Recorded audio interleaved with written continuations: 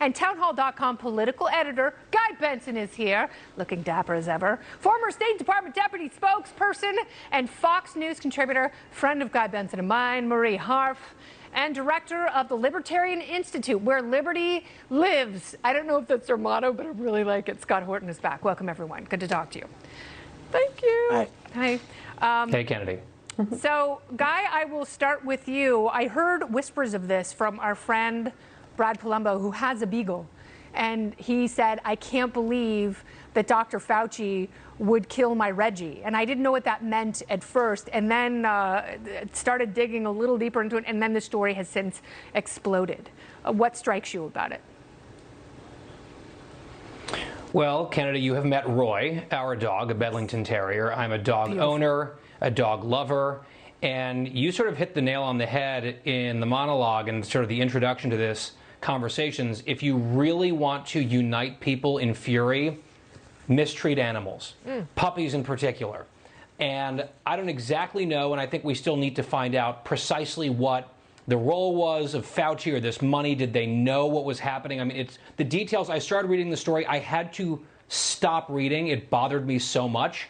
Obviously, there's a bipartisan outcry over this. We need a lot more questions asked and many more answers from this man, not just on the dog and puppy issue, but on the gain of function sort of weaselly quasi-denials that have shifted away from the categorical denials. This man's credibility is not looking hot at the moment. No, it is in shreds. So, Marie, why are people so mad at Dr. Fauci? Well, I don't think it's in shreds, and I think a lot of people are using Dr. Fauci as a political punching bag. He was clear that what he believes Rand Paul was referring to is not, in this congressional hearing, is not gain of function. He said unequivocally today, Kennedy, that that behavior that Paul was referring to in no way scientifically could have ever contributed to the COVID-19 virus escaping. I would be very, very careful with your hyperbole and saying things like "no way" or "ever." When that's what he said. That's what he said, Kennedy. And so what I am saying to researchers you and Dr. Fauci is virologists a public servant. Yeah, I know he's covering his own ass, saying it's molecularly Kennedy. impossible. But yes, go ahead. He did.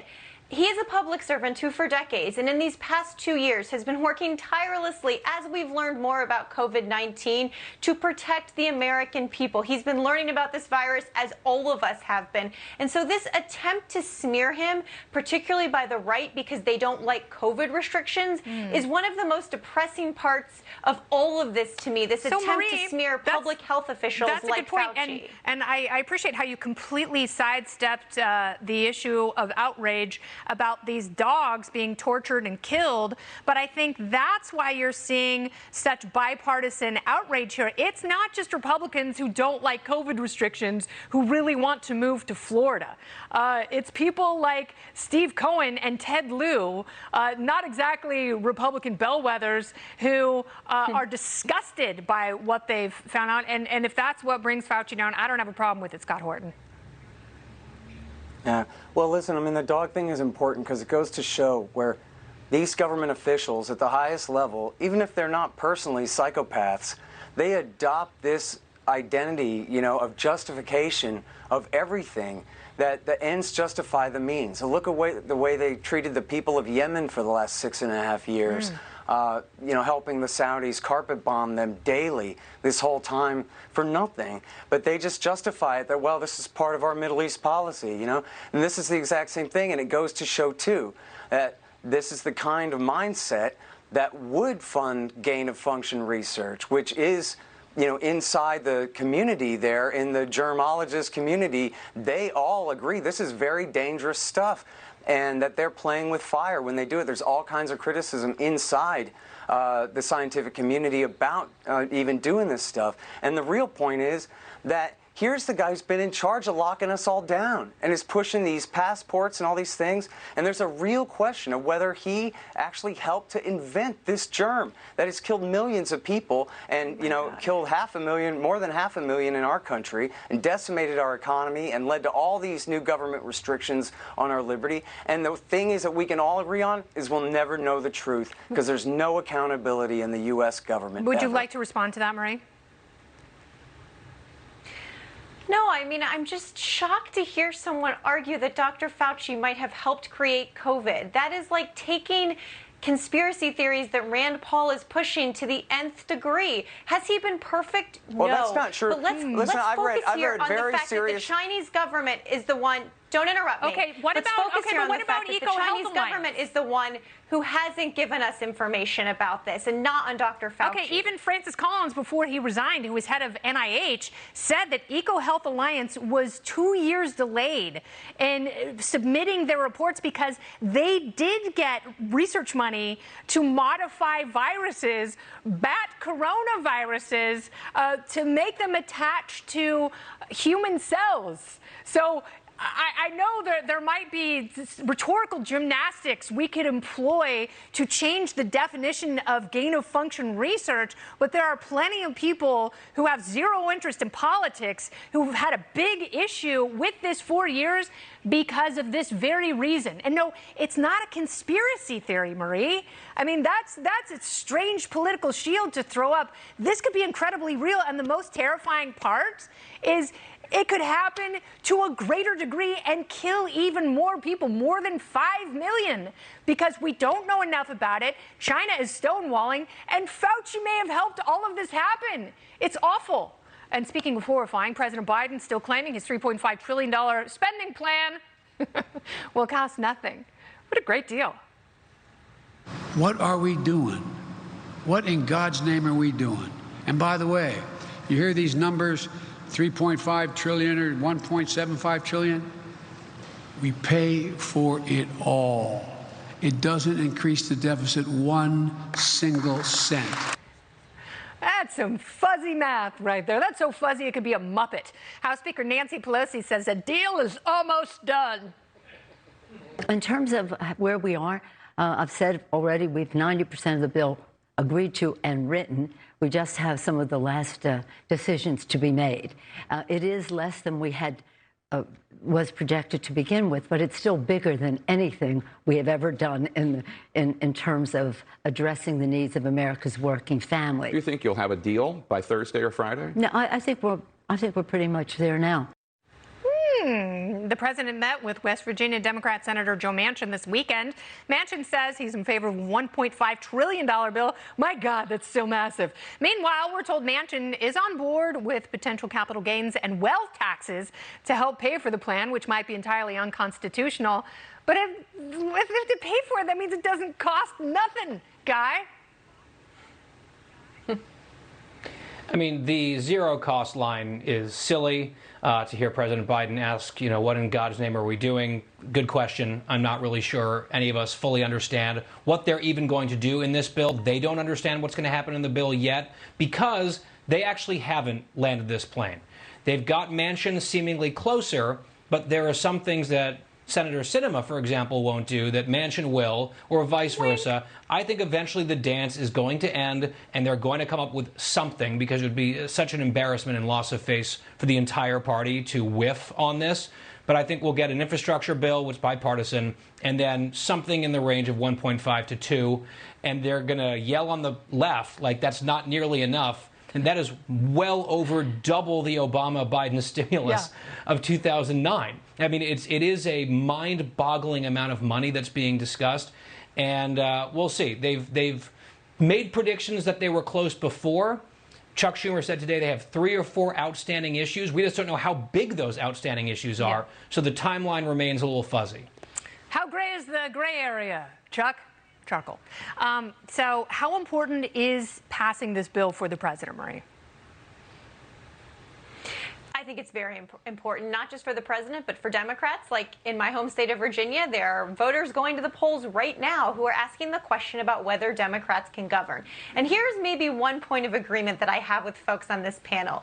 Every year we push through millions and billions of dollars of military spending going to things like the war in Yemen, for example, and nobody bats an eye. Nobody says we don't have this money, we can't afford it. So now why, when we're trying to spend on things like, you know, childhood education or child tax credits or helping people get dental insurance, suddenly we can't afford it? We need to rethink what our priorities are here in this country when the military spending is out of control, Canada, and this is Sweden. deemed huge. Yeah, no, and it's a good thing you're on a libertarian show, because libertarians talk about this stuff all the time. We talk about how there's too much spending pretty much everywhere, but there's a big difference, Scott, between spending too much money and destroying wealth. Destroying wealth always seems to be a bad idea. Why is it in vogue right now? Yeah, well, I mean, they think it's a great idea, but, you know, they're proposing these new wealth taxes. They call them, Janet Yellen said, unrealized capital gains. And they said, oh, no, don't worry, this will only apply to billionaires. But everybody knows that billionaires have lawyers that make sure that they don't have to pay taxes. This is the kind of thing that keeps working class people from becoming middle class, or middle class people from becoming upper class. And, you know, to tax, say, just the value of your house goes up. You're supposed to have to pay taxes on that when they're the ones who inflated the housing bubble in the first place? It's completely crazy. And people already have to deal with the price inflation and the IRS every year.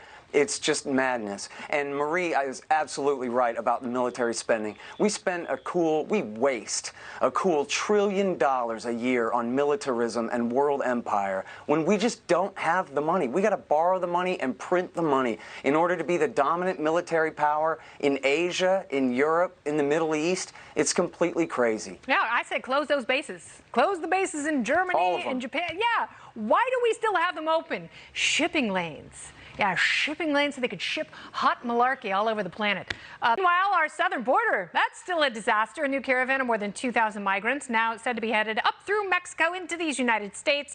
The Biden administration has no answers.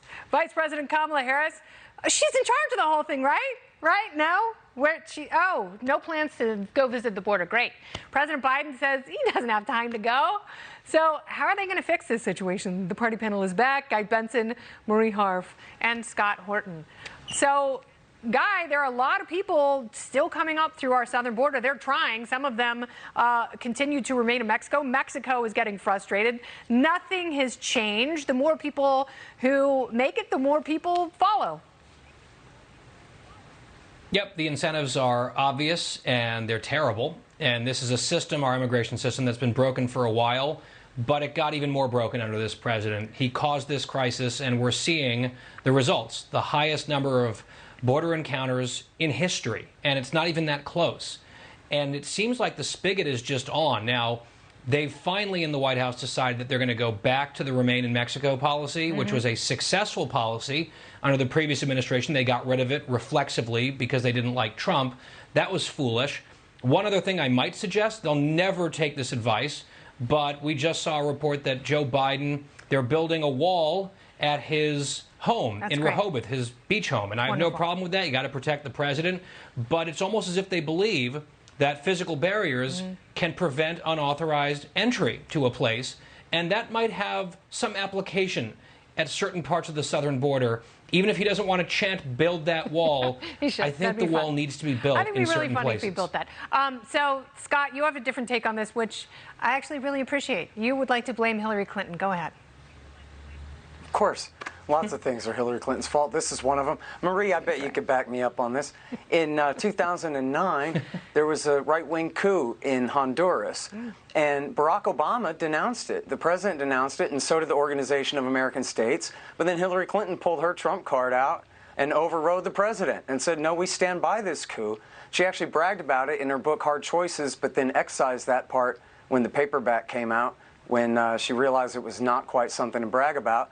And then what happened was the new government essentially gave license to all the drug lords and criminals who ran all the peasants off their land and created this massive, epidemic of poverty and crime. And that's who these people are. They're Hondurans. And I read a piece this morning about they're fleeing crime. They're fleeing essentially street crime that has run wild under the drug lords, under the jurisdiction of the government that the Obama government sanctified this coup back in 2009. Interesting. And this goes the same thing for America's drug wars throughout Latin America. They supported the coup in Bolivia in 2018. They have sanctions on more countries than you could name. And we get so worried about people fleeing Latin America to come here. We need to ask what Uncle Sam has done to ruin their countries and make them feel like they need to flee in the first place. That's a fair question. Almost with everything. Yes. It's Washington, D.C.'s fault. I'll say it again. The root cause of this entire immigration fiasco is the drug war. I'm sorry, Marie, you only have 10 seconds, but I will give you 10 seconds. It's okay. I think the root causes are really important to look at. I don't think it's all the U.S.'s fault, but I think that the idea that there's an overnight solution here is complete fantasy. We have to solve the problem with the root. Well, we have to solve the problem, and no one wants to solve the problem. All right, party panel, thank you so much, Guy, Marie, It just takes and a while. Scott. Yeah, it's been a while. They haven't really done anything.